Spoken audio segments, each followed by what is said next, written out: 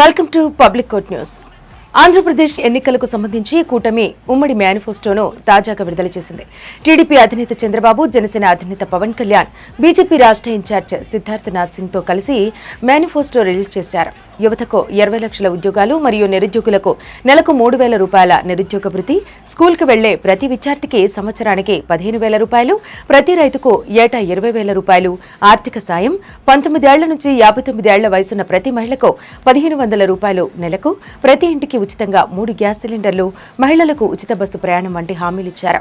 అదేవిధంగా ఇంటింటికి తాగునీరు, సౌభాగ్య పథకం, క్రీడలు, డిజిటల్ లైబ్రరీలు, సామాజిక భద్రత పింఛన్ల పెంపు, బీసీ డిక్లరేషన్, మహిళా సంక్షేమం, ఎస్సీ, ఎస్టీ, బీసీ, అగ్రవర్ణ పేదల సంక్షేమం, క్రిస్టియన్ల సంక్షేమం, వ్యవసాయం, విద్యుత్ ఛార్జీల నియంత్రించడం, మౌలిక వసతుల కల్పన, రాజధానిగా అమరావతి పునర్నిర్మాణం హామీలు కూడా మేనిఫెస్టోలో పొందుపరిచారు.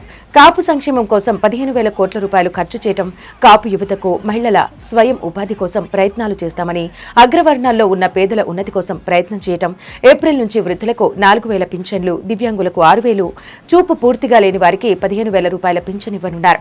కిడ్నీ, తలసీమియా వ్యాధిగ్రస్తులకు 10,000 పింఛన్ ఇవ్వనున్నట్టు పేర్కొన్నారు. అక్రిడేషన్ కలిగి ఉన్న ప్రతి జర్నలిస్టుకు ఉచిత నివాస స్థలం, న్యాయవాదులకు కీలక సదుపాయాలు వంటివి కల్పించనున్నట్టు మేనిఫెస్టోలో పొందుపరిచారు. ఇవే కాకుండా ఇంకా ప్రతి రంగానికి 5 నుంచి 10 చొప్పున మెరుగైన సౌకర్యాలు కల్పించే విధంగా హామీలిచ్చారు. కాగా కూటమి రిలీజ్ చేసిన మేనిఫెస్టోపై మాజీ మంత్రి పేర్ని నాని సెట్టేర్లు వేశారు. చంద్రబాబు, పవన్ కళ్యాణ్ ఇచ్చే హామీలు అమలు సాధ్యం కావని బీజేపీకి అర్థమైపోయిందని, అందుకే చంద్రబాబు మేనిఫెస్టోతో సంబంధం లేదని బీజేపీ చెప్పేసిందని ఆయన అన్నారు.